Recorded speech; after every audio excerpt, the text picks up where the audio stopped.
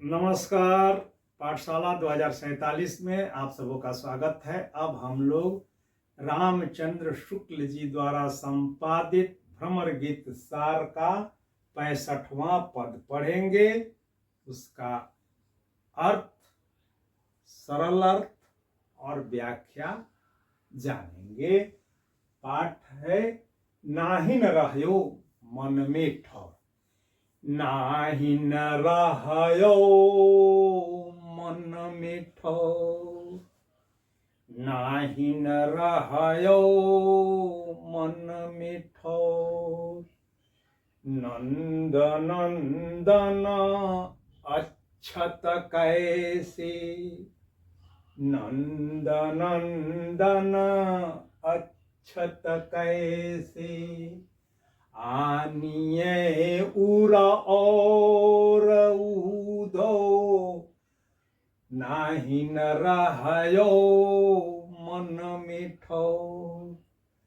चलत चितवत दिवस जागत, चलत चितवत दिवस जागत।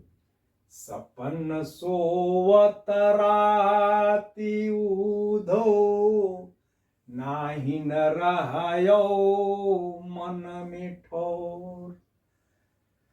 हृदय ते वह श्याम मूरति, हृदय ते वह श्याम मूरति। छनन इत उत जाति उधो, नाहिन रहयो मन में ठौर। कहत कथा अनेक उधो, कहत कथा अनेक उधो।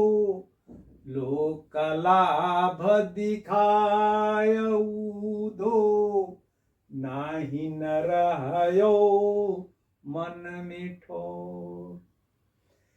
कहा करो तन प्रेम पूरन घट, कहा करो तन प्रेम पूरन घट। न सिंधु समाय, नाहिन रहयो मन में ठौर।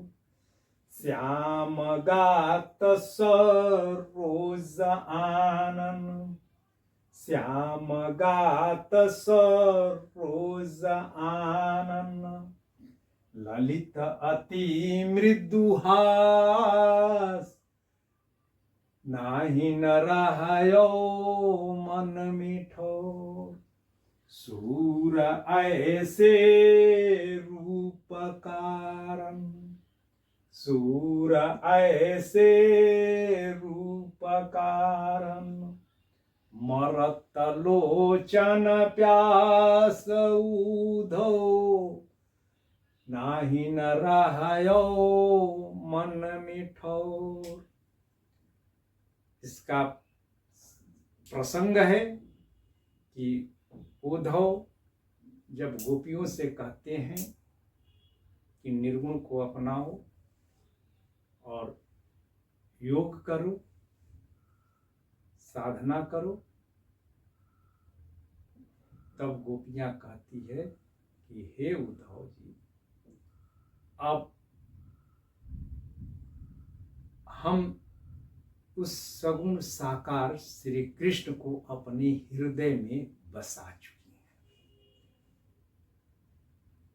अब हमारे हृदय में किसी अन्य के लिए कोई स्थान ही नहीं है। हमारा यह तन और मन श्री कृष्ण के प्रेम से पूरित है, भरा हुआ है, लबालब भरा हुआ है। सोते जागते हर अवस्था में श्री कृष्ण हमारे मन में समाये हुए हैं, हृदय में बैठे हुए हैं।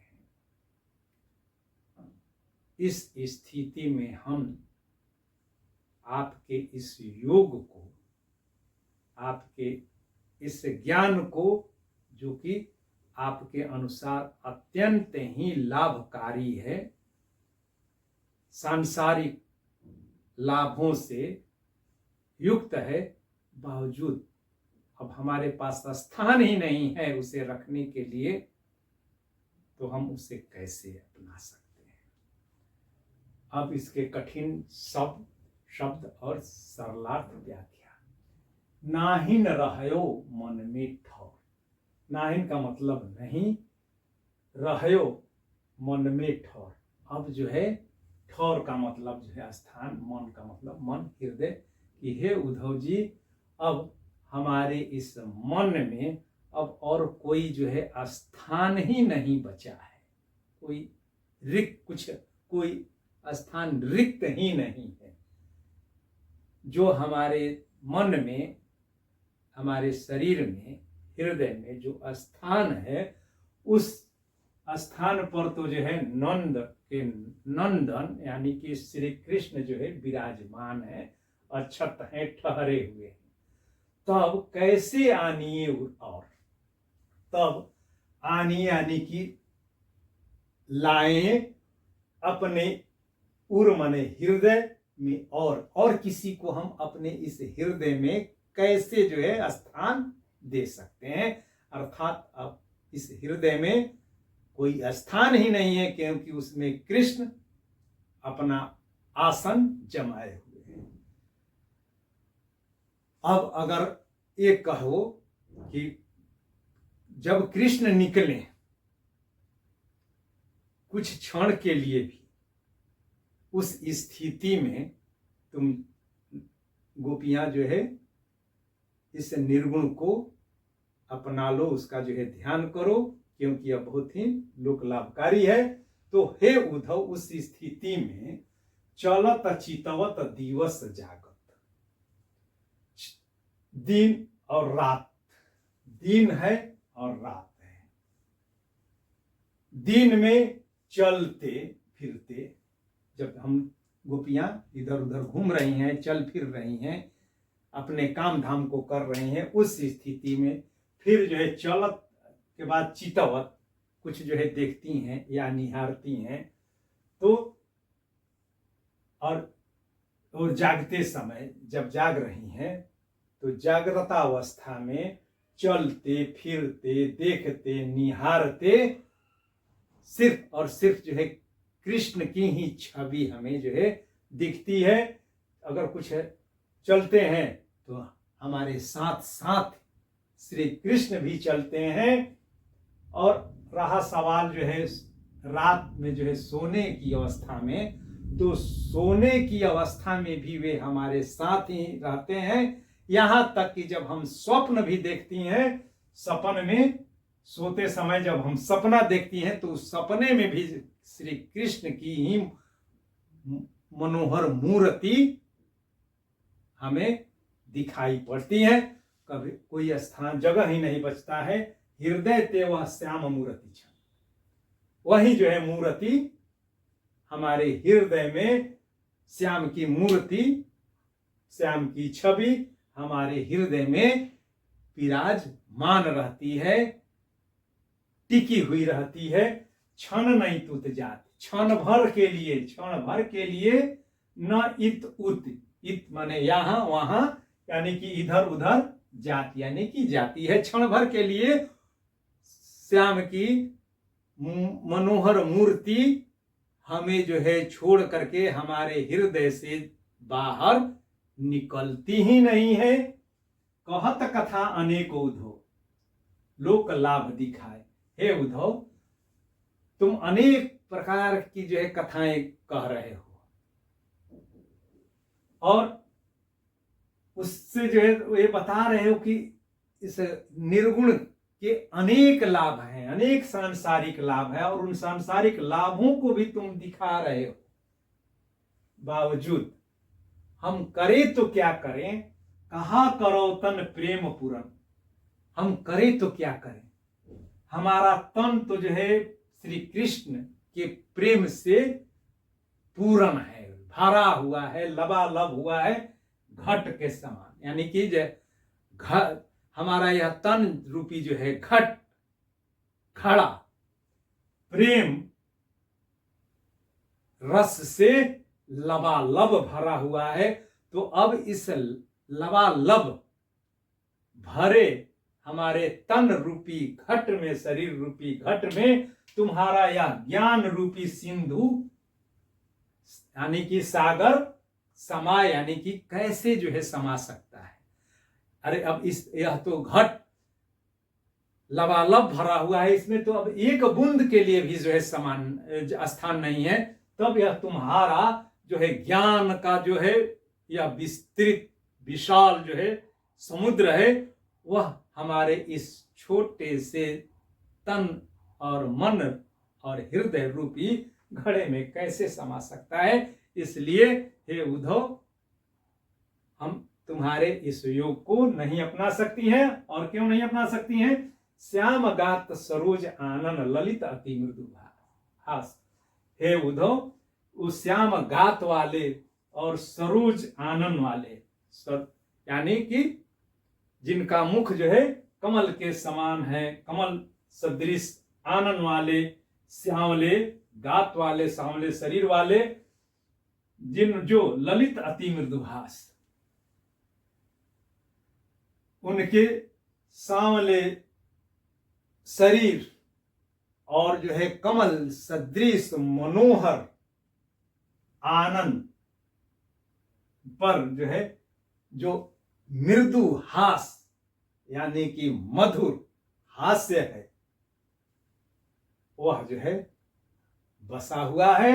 और सूरदास जी कहते हैं कि गोपियां कहती है, ऐसे रूप कारण, ऐसे रूप यानी कि श्याम गात सरोज आनंद और ललित, लालित्यपूर्ण माधुर्य युक्त मृदु हास करते हुए श्री कृष्ण के कारण हम तुम्हारे इस योग को नहीं अपना सकती हैं। और हमारे लोचन इसी जो है श्यामगात सरोज आनंद और ललित मृदु हास करते हुए श्री कृष्ण के दर्शन के प्यासे हैं, की प्यासी हैं हमारी आंखें,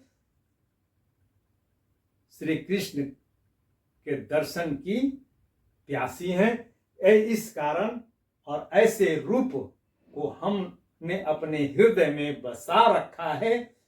अब उसके अतिरिक्त हमारे हृदय में किसी अन्य के लिए स्थान ही नहीं है, क्योंकि तीन ही अवस्थाएं होती है, या तो व्यक्ति जागृत होता है, जागृतावस्था में होता है, या सुसुप्त अवस्था में होता है, या स्वप्न अवस्था में होता है।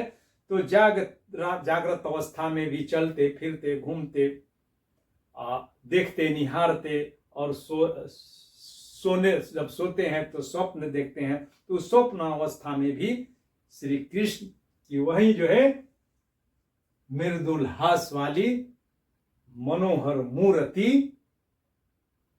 कमल आनंद हृदय में समाये हुए हैं। अब विशेष तो भाषा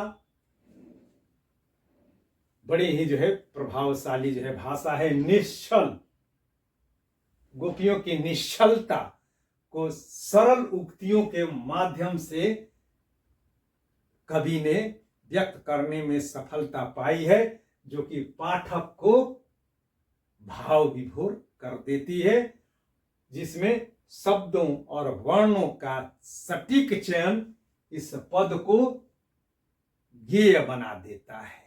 और यह केदारो राग में गाया जाने वाला पद है। अब अलंकार, तो तन प्रेम पूर्ण घट, तन को की तुलना घट से किए जाने के कारण उपमा अलंकार है। और निदर्शना से, इसमें अन्योक्ति से तन क्या है? सगुण है, क्योंकि यह साकार है। और सिंधु की जो है उपमा ज्ञान से किए जाने के कारण, यानी कि तन का रूपक, तन को घट के रूप में और ज्ञान को सिंधु के रूप में, तन यानी कि जो है सगुण को घट के रूप में और ज्ञान को अर्थात निर्गुण को सिंधु के रूप में प्रदर्शित किए जाने के कारण इसमें रूपक अलंकार है। और सरोज आनंद यानी कि कमल मुख यानी मानने के कारण इसमें रूपक अलंकार है। और इसमें छेकानुप्रास अलंकार है। चलत चितवत में च की आवृत्ति है। फिर उसके बाद जो है कहत कहत कथा कहत कथा कहा करो में क की जो है आवृत्ति है। तो और उसके बाद क च और सपन स्वर स क च और स छेकानुप्रास क च और छ क च और स की एक बार आवृत्ति अर्थात दो बार प्रयोग होने के एक साथ ही पास पास दो बार प्रयोग होने के कारण छेकानुप्रास अलंकार है। अब इसमें जो है रस, तो रस की जो है बात है तो यह विप्रलंब श्रृंगार का जो है काव्य है जिसमें उपालंब है। गोपियां उद्धव से जो है उपालंब देती है कि जाकर के कृष्ण से ये बात वे कहेंगी। और जब रस श्रृंगार हो, श्रृंगार के अंतर्गत श्रृंगार के दो भेद संयोग और वियोग, तो उस स्थिति में गुण जो होता है माधुर्य गुण होता है, रीति वैदर्भी होती है और वृत्ति मधुरा होती है। और इसका अस्थाई भाव रति है और संचारी भाव गोपियां कारुणिक हो गई है, करुणा है, दया है, उनके ऊपर जो है दया आ रही है। तो बस आज भर इतना ही, फिर हम लोग कल मिलते हैं एक नए पद के साथ। बहुत बहुत धन्यवाद।